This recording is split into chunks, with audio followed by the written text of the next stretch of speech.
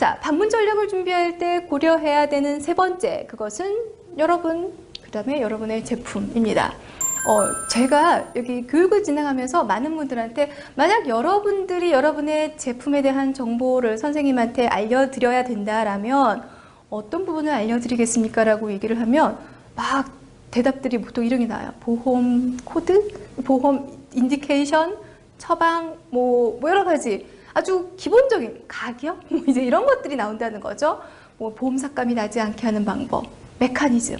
근데 그런 것들은 특별히 지금 방문 과정에서 전달해야 되는 부분들은 아닙니다. 실제로 의사 선생님들이 알고자 하는 것들은 A 제품과 B 제품이 뭐가 다른가.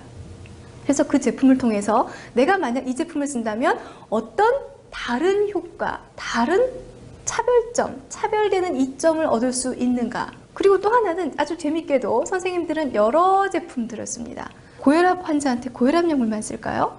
당뇨 환자한테 당뇨 약물만 쓸까요? 그렇지 않습니다.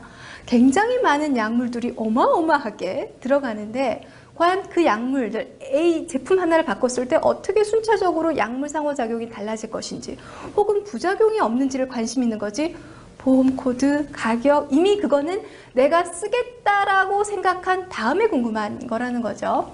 물론 이거를 당연히 기억해야 되는 거지만 여러분들이 당신 제품에 대해서 알고 있느냐 또는 소개를 해봐라 라고 했을 때 그게 우선이 아니라는 거죠.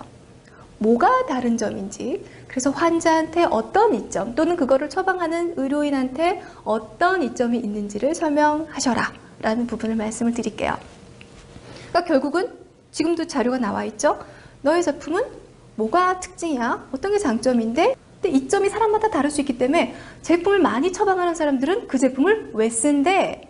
어떻게 쓴대? 뭐가 좋았대? 라는 이유들을 여러분들이 항상 귀를 쫑긋 세우고 이 제품을 많이 처방하시는 분들이 왜 처방하시는지에 대해서 항상 정보를 수집하셔야 됩니다. 그 다음에 두 번째, 좋았대요. 우수했대요. 안전하답니다. 이런 멘트들은 굉장히 식상한 멘트들이죠. 이게 이렇게 전달되는 게 아니라 구체적인 레퍼런스를 통해서 전달됩니다. 예를 들어서 무슨 스터디에 의하면 또는 누구누구 선생님이 이런 상황에서 어떤 환자한테 써봤더니 이런 구체적인 어떤 레퍼런스를 여러분들이 이 이야기를 앞에 있는 특장점을 담을 수 있을 만큼 준비가 되어 있냐라는 거죠. 이제 이런 것들, 특장점, 사람들이 어떤 이유에서 이걸 처방하느냐 결국 이점이겠죠. 그 다음에 세 번째, 그거를 뒷받침해줄 에비던스들, 결국 레퍼런스, 논문도 될 수 있고요. 특정인의 특정 상황에서의 경험이 될 수도 있습니다. 자, 그래서 우리가 여러분의 제품에 대해서 준비되어 있느냐 이런 부분들이 훨씬 더 핵심이다 라고 말씀을 드릴게요. 그래서 우리가 방문 과정에서 가상의 제품이긴 하지만 그 에이스, 우리의 제품이죠. 에이스가 어떤 상황인지 한번 기술을 해봤습니다. 여러분의 에이스는 아쉽게도 당뇨병성 신증, 그 다음에 미세 단백뇨에 대한 적응증은 없어요.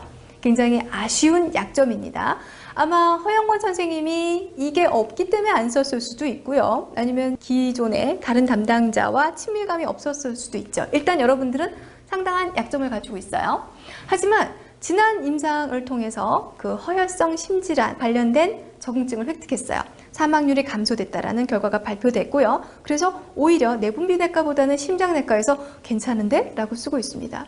자, 분명히 여러분들은 내분비내과에서 처방할 수 있는 ARB 제제로서는 좀 약점이 있어요. 자, 하지만 우리가 지금 여러 가지 상황들을 고려해 봤을 때 오히려 고혈압을 잘 컨트롤할 수 있다라는 어떤 특징, 이런 메시지가 어떻게 이 선생님한테 마음을 열어서 그 안에 다가가서 우리 환자들한테도 이런 점들을 고려하는 게 의미가 있겠군 이라고 만들어낼 수 있는지 이제 고민을 해봐야겠죠?